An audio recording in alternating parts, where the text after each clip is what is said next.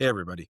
In episode 4 here, we're going to talk about how to use your hammer unit, aka Morvenn Vahl, and sometimes how not using her can be just as devastating as the actual damage that her and her war suits can do. So let me give you an example. We've talked about this already about how we want to get our Sacrosancts on the point.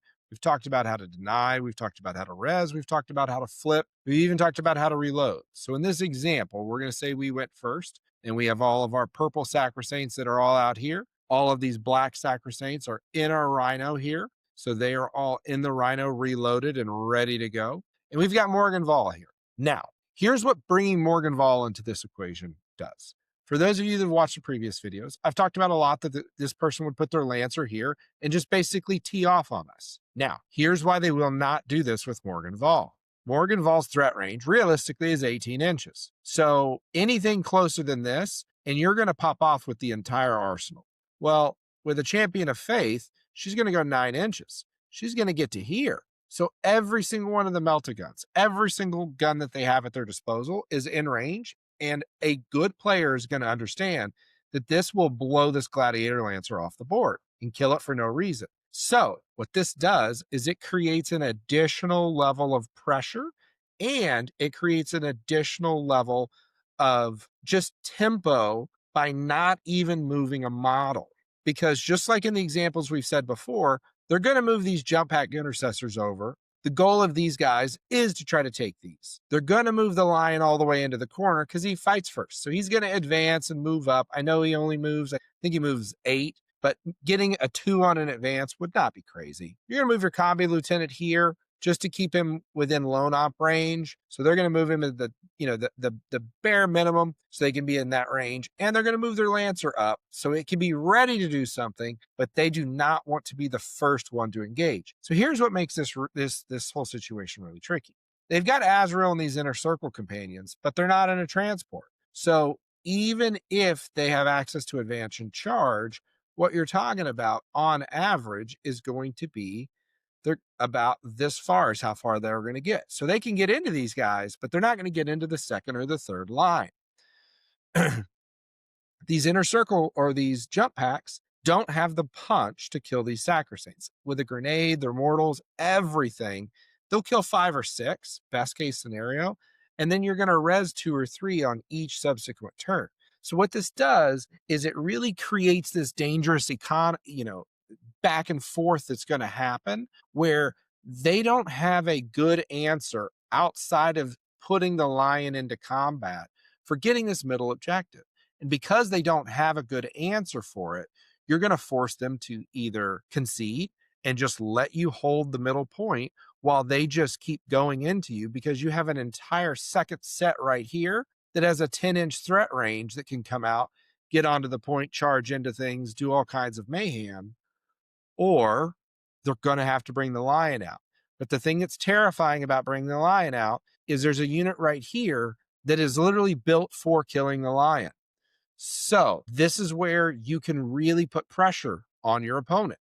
The only thing you have to be cautious of is you don't want the lion to get in on Morgan first. If he's going to go 8 inches to here, then let's just pretend he gets advance and charge. He could easily make this charge. So with him going here, what they're saying in response is, I am trying to threaten realistically a 6 to 7 inch charge, or if I can advance, a 3 to 4 inch charge. So here's where things get a little bit spicy. As you have your unit here, what I would typically recommend doing is you want to take away their sense of urgency. So if they decided to charge these girls in and they fight, what will statistically happen is they will kill several and we will kill several. It's not unrealistic to think that they will kill probably 3 to 4 of our units. Okay. We'll pile in and it's very realistic that we're going to kill 3 of their units. We're going to just stay very, very conservative here. We still hold the point. They're in kind of a tough spot here. Plus, we're going to be the defender on turn 2. So when our units do decide to pile in, we're going to kill them and we're going to score. Here's where I actually think you can really put the gas down on them and do something that is going to make them feel incredibly uncomfortable. You're going to have made this bottom point your expansion objective. So it'll probably be an immolator or some dominions or something here that's threatening this angle as well. And realistically, they're going to have some stuff over here because as you see, they've got Azrael, but Azrael does not want to stand on a point. Most likely they want to bring this gladiator up here to stand on this point and then bring Azrael and this brick in. And that's okay. What we want to do is we want to strand the lion and we want to make sure that we shore up this line. So think about this as a play. These girls are going to come out of this thing going a total of 9 inches, which means you could very easily get them down this line.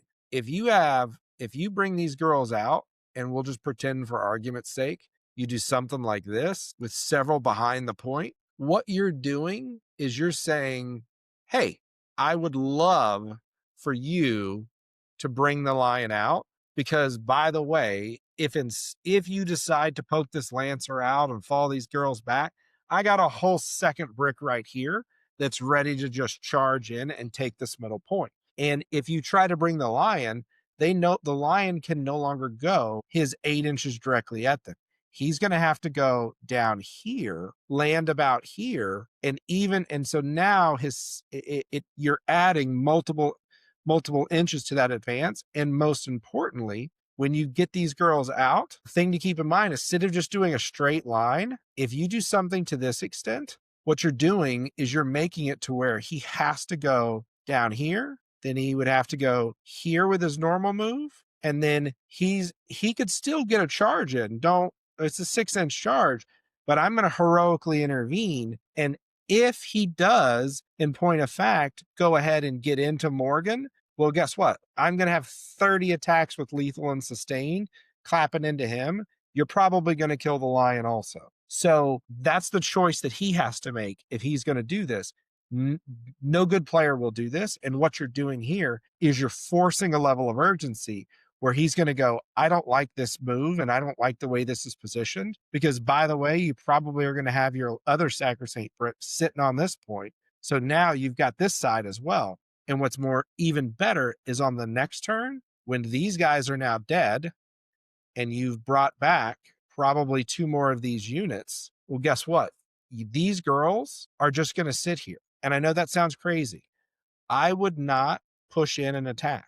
What I would do is I would just hold this point and I would simply move them out, because what you're doing is you're creating a screen where you're saying, hey, I'm not going to let you get in on me. And you're just playing the game as strategically as you can. Keep making sure your units are all within 2 and all that good jazz, obviously. But now you've created this line where the lion has no choice but to come in and fight. And the beauty is now these other units, if you wanted, could charge in.